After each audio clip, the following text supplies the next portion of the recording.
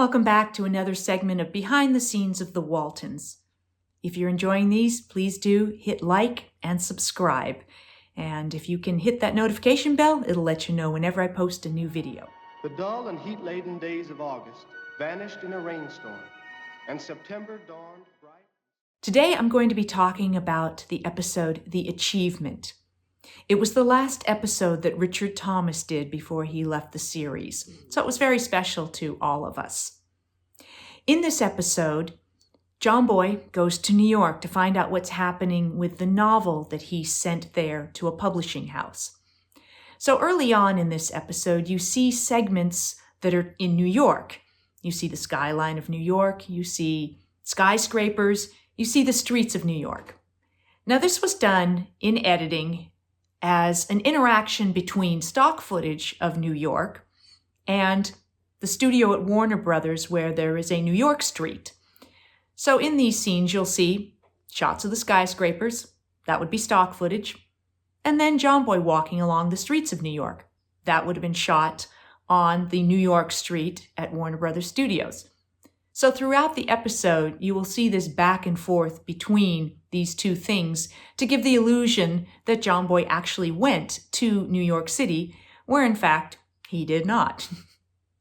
At one point, he is looking out the window of the hotel that he is staying at in New York, and you see him looking down and out across the city. Again, what he's looking at would have been stock footage, and this shot of him in the window would have been shot on ground level inside a sound stage where they created his hotel room. I really enjoyed seeing these flashback scenes from the homecoming and watching as they cut between real footage of Richard Thomas in the homecoming and then footage of Michael Learned as Olivia recreating the scenes that Patricia Neal had originally done in the homecoming.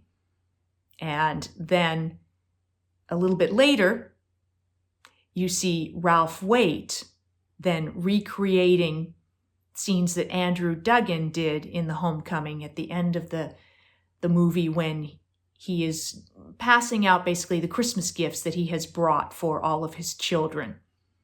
When he admits to John Boy that he knows he wants to be a writer and that although he doesn't know anything about the writing trade, that he is willing to support John Boy in pursuing his dream of being a writer.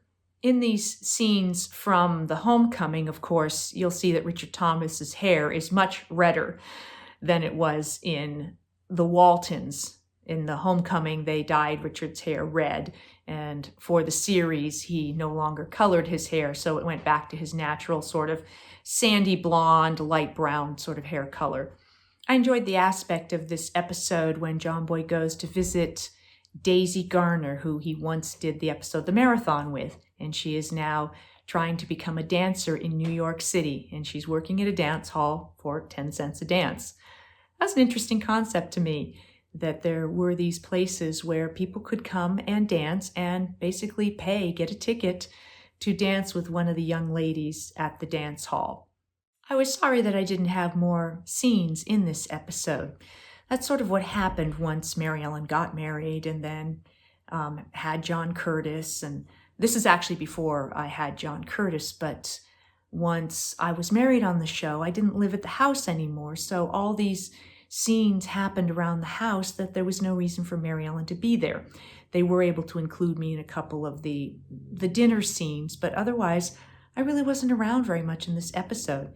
And of course, a lot of it took place theoretically in New York. So Richard had a lot of scenes there in New York, walking around New York, visiting with Daisy Garner, seeing the publisher, and then visiting with the mother of the writer that Elizabeth was so enamored of.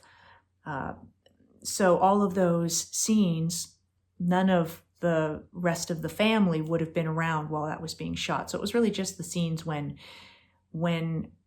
John Boy was back at home before he went to New York, and then at the end when he came back. So I missed the opportunity to interact in a lot of this final episode that Richard did.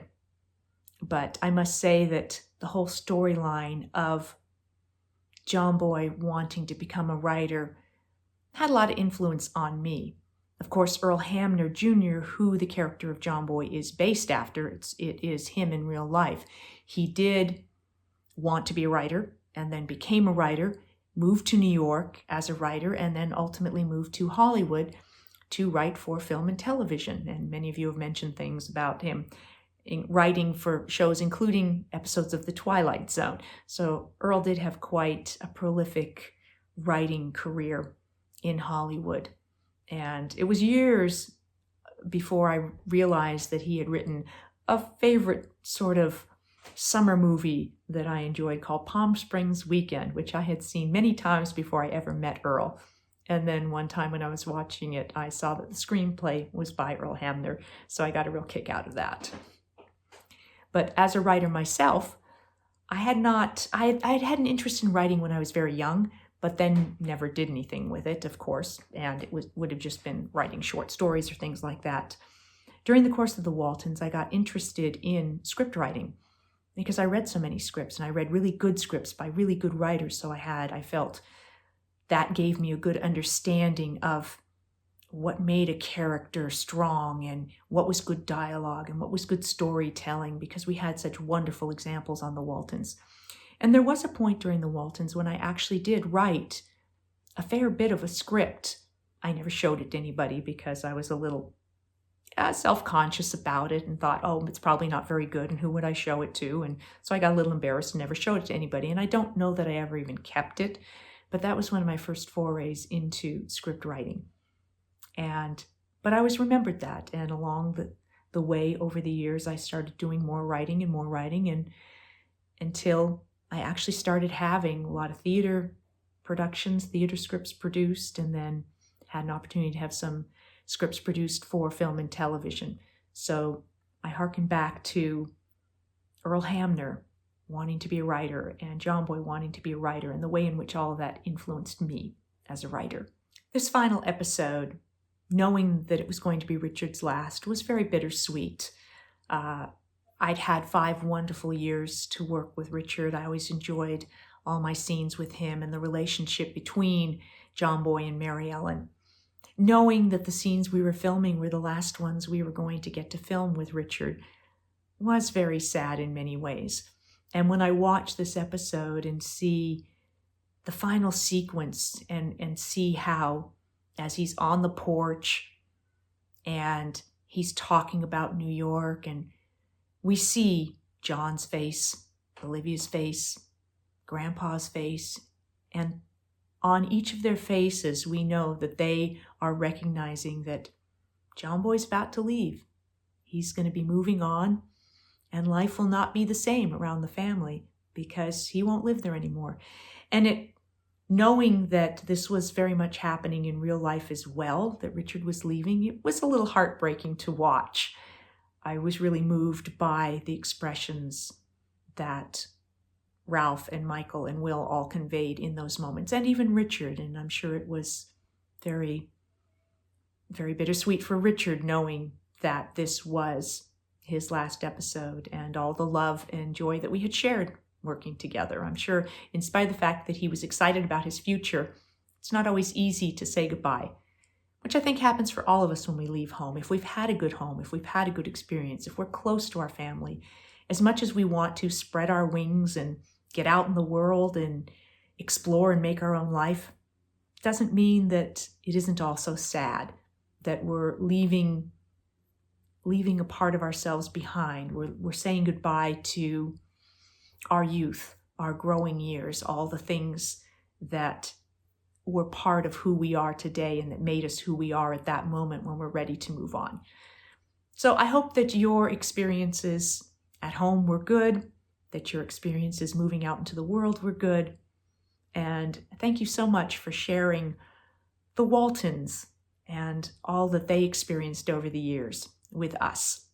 We appreciate having you. Hey, Judy. Hey, everybody. How are you doing? How's everybody? Okay, listen, I am so late with this, but I just wanted to get in touch and wish you all a happy new year, okay? I mean, I could use one. We could all use one. I'll settle for an adequate new year, frankly, or even a better than terrible new year would be great. Don't you think so? Anyway, I just want to wish you and everybody who's watching your channel a happy, wonderful, healthy, and safe new year. You know, what you're doing is so great. I love it. I think it's very cool. And I look forward to coming back and saying hello again. So I love you, sweetie. Everybody out there, good night and have a happy new year. Thanks so much for watching this segment of Behind the Scenes of the Waltons, The Achievement. I'll see you next time.